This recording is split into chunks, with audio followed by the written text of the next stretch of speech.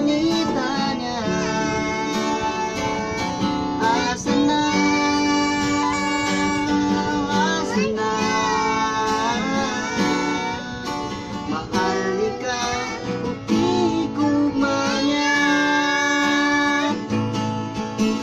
Di na buhi mo sa may kalay, ang palibot daw dili masabot.